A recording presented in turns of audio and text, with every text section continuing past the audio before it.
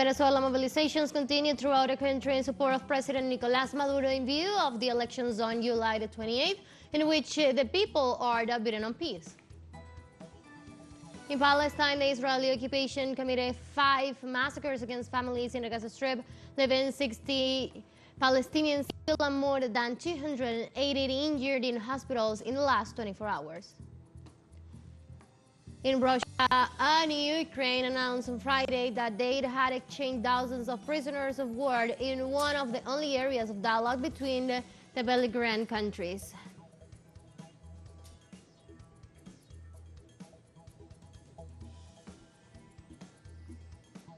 Hello, welcome to From the South. I'm Ana Marrera from the teleSUR headquarters in Caracas, Venezuela. We begin with the news. Stay with us.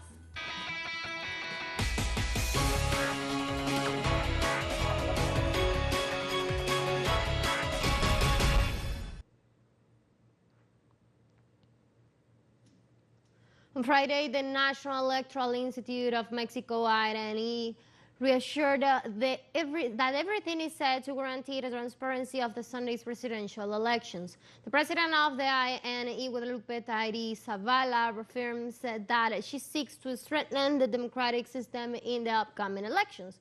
In this regard, Tairi inaugurated the Information Forum for Foreign Visitors, in addition to the Electoral Tribunal of the Federal Judicial Power, institution that seeks to ensure the transparency of the process.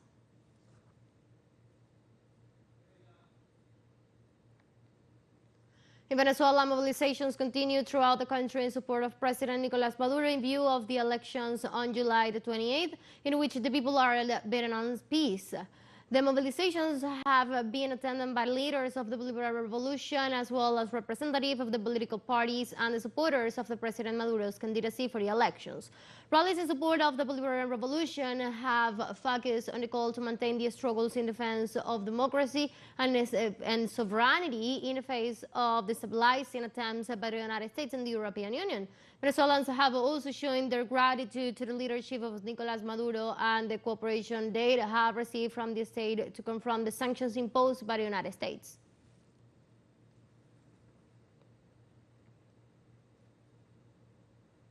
During a meeting with members of the United Socialist Party of Venezuela in the state of Monagas, its first vice president, Diosdado Cabello, questioned the behavior of a sector of the opposition that, after the publicly request sanctions and support the imperial side against the country, now walks the streets asking for votes. These people that today are asking for votes, who were the same ones who asked for sanctions, the same ones who asked for a blockade, for invasions, the same ones who tried to assassinate President Nicolás Maduro, walk our neighbors today with their faces poorly washed, asking for votes from those they harmed with their sanctions, because they are shameless. They were also even saying until last year that they wouldn't go to elections with the same CNE, that they wouldn't go to elections if there were no international observers. If the OAS, the United States, the European Union were not there, they are political phonies.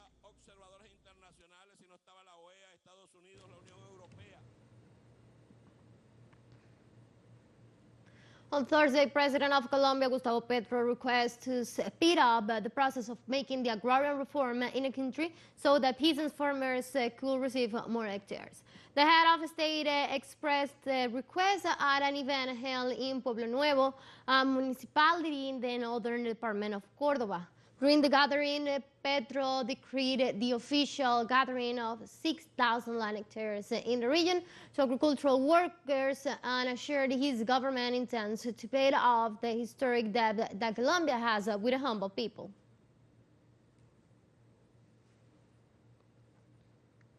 On Thursday evening, the Defense Minister of Colombia, Iván Velázquez, announced security forces planned an attack in the southwest of the country.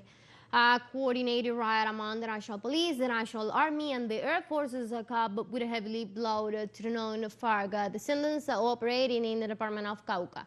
The Jacobo Arenas western block of the self-styled Central General Staff were planning an attack when intelligence work led to the arrest of alias Esteban in the municipality of Jambalo.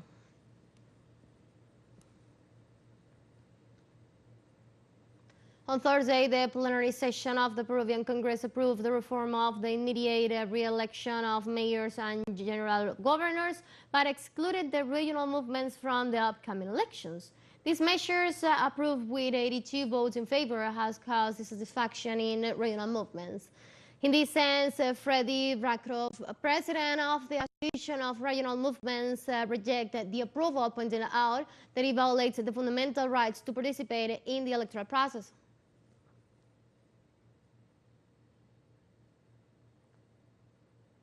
In Argentina, the recovered grandson, Horacio Pietragala, shows his condolences for the death of human rights defender Nora Cortiña, saying that she was a symbol of hope and resistance.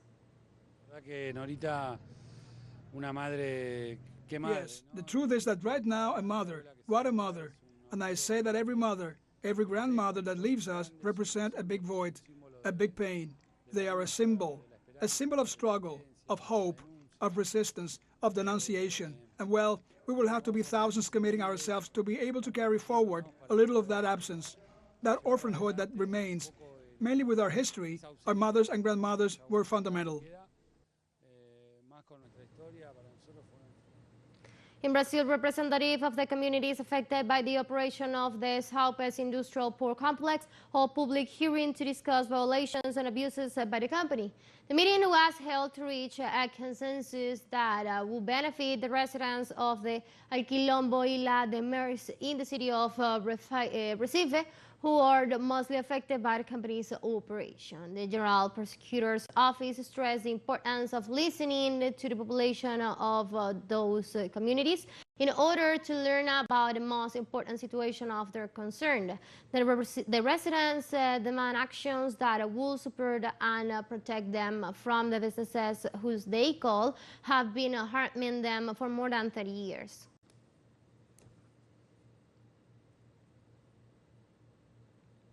Let's take a very short break, but remember, you can now join us on our TikTok account, teleSUR English, where you'll be able to see news in different formats, news updates, and more. Stay tuned for more news.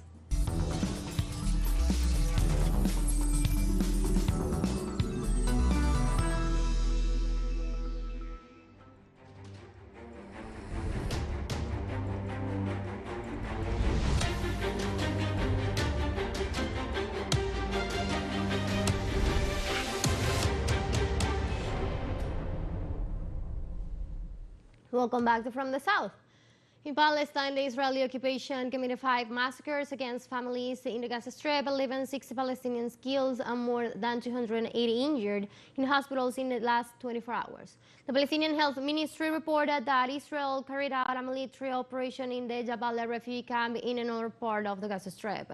The Health Ministry estimates that the body of some 10,000 missing persons are still buried under the rubble of residential areas due to the chilling of the Israeli army of occupation.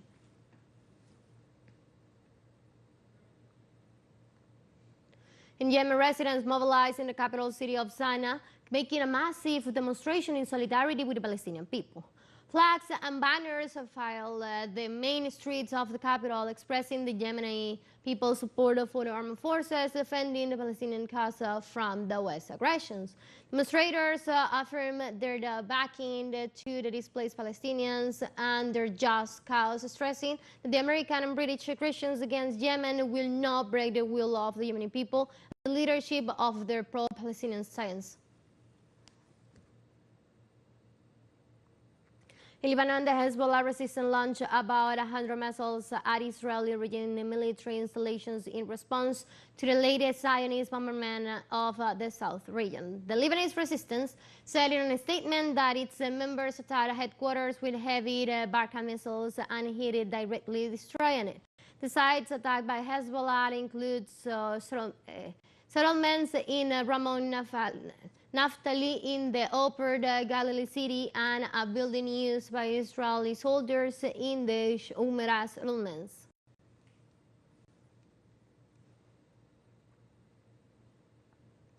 The United Nations High Commissioner for Refugees, Filippo Grandi, warns Israel against a new forced exodus in Palestine.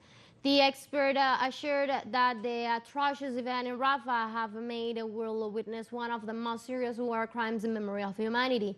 He referred to the desperate situation of thousands of Palestinians who are currently trapped and starving, trying to live to save their lives.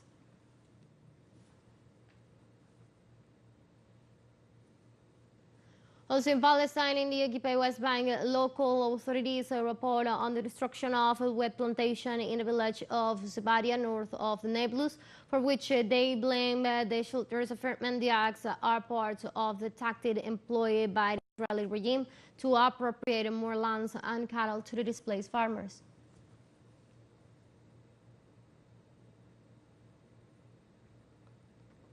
In Palestine, the civilian population of the occupied West Bank continues to be struck by the Israeli occupation army riots and bombardments on Friday. Local authorities reported the injury of a young man after an assault in the northern West Bank city of Nablus. The civilian was wounded by live ammunition and transferred by the Red Crescent Society.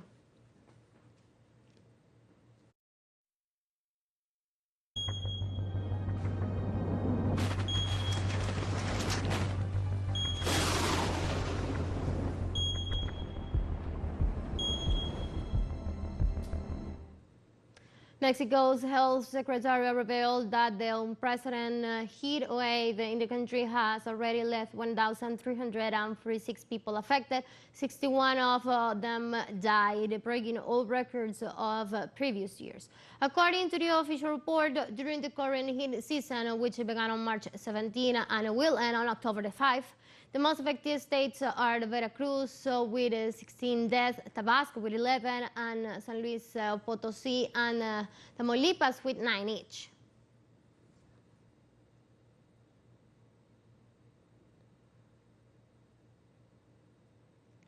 Weeks after its worst floods in history, the waters are beginning to subside in the southern Brazilian city of Porto Alegre, but a far-right social media disinformation campaign against relief efforts by the Lula administration continues.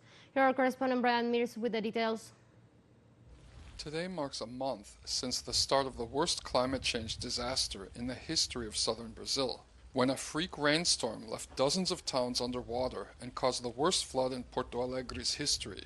And for the last month, far-right actors connected to the Bolsonaro family have been running disinformation campaigns to undermine the federal government's relief efforts. Então, cada dia é uma fake news nova. Every day there's new fake news. Now I've seen a campaign they are operating on WhatsApp, using the same techniques as the other disinformation campaigns, telling people to go to the supermarkets to buy everything they can before it disappears. They are clearly trying to create a food shortage. Everything is being done to damage the relief work. Within hours after the start of the floods, the federal government sent national security forces and the military into the state to join the search and rescue efforts.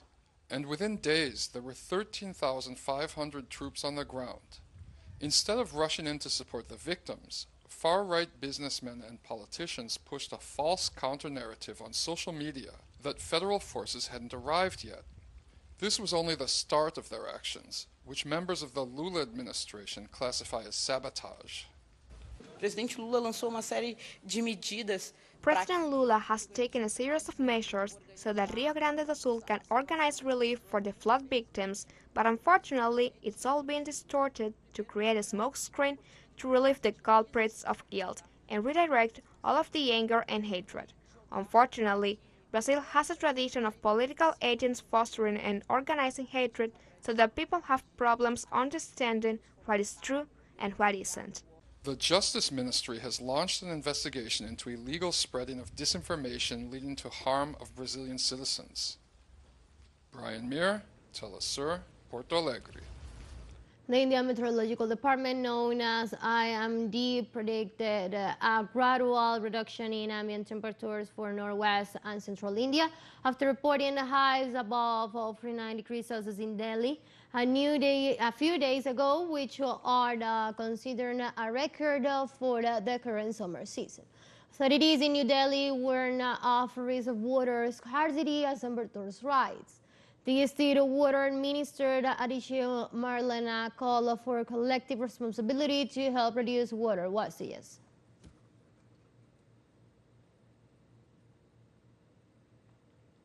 Let's take our last break, but before we invite you to join us on our WhatsApp community for our English-speaking audience, you can scan the QR code on the screen to join the link, share the link to reach more people. Continuous coverage of Latin America and the Caribbean, as well as the rest of the world. Stay connected and informed with teleSUR. My financial breakdown, go away.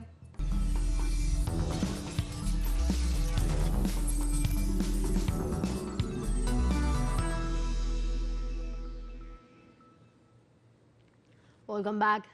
Russia and Ukraine announced on Friday that they had exchanged thousands of prisoners of war in one of the only areas of dialogue between the Belgrade countries. Despite large-scale hostilities, the two sides have conducted more than 50 prisoners exchange since Russia launched the special denazification operation against Ukraine more than 2 years ago. The latest exchange have been hampered by demands from both sides, and following the breakdown in January of Russian plane carrying Ukrainian prisoners to an exchange point. The Russian Defense Ministry said it had secured the release of 75 of its servicemen who it claims were in mortal danger being held in Ukraine.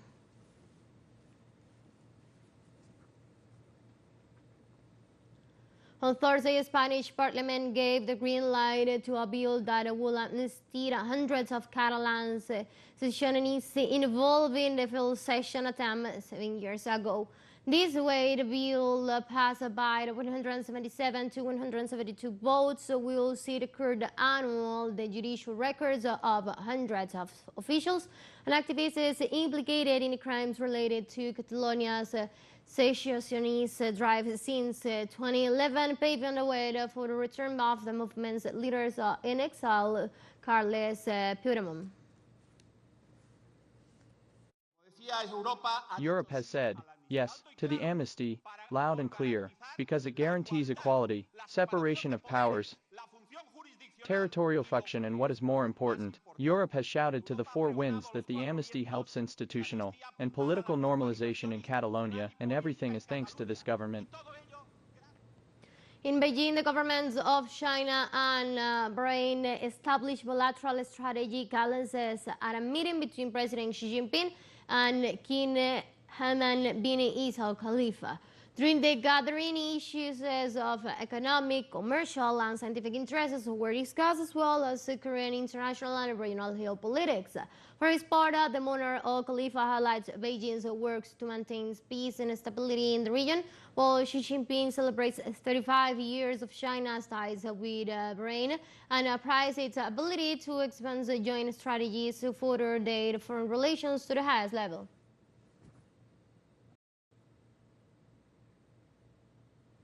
China's Defense Minister Dong Yun and U.S. Defense Secretary Lloyd Austin met in Singapore on Friday on the sidelines of the Shangri-La dialogue being held in a Southeast Asian country. This is the first meeting of these defense officers since 2022. At the meeting, which lasted for more than an hour, Admiral Dunn reiterated that his country does not provide arms to any of the parties of the conflict in Ukraine, but advocates for dialogue and peace.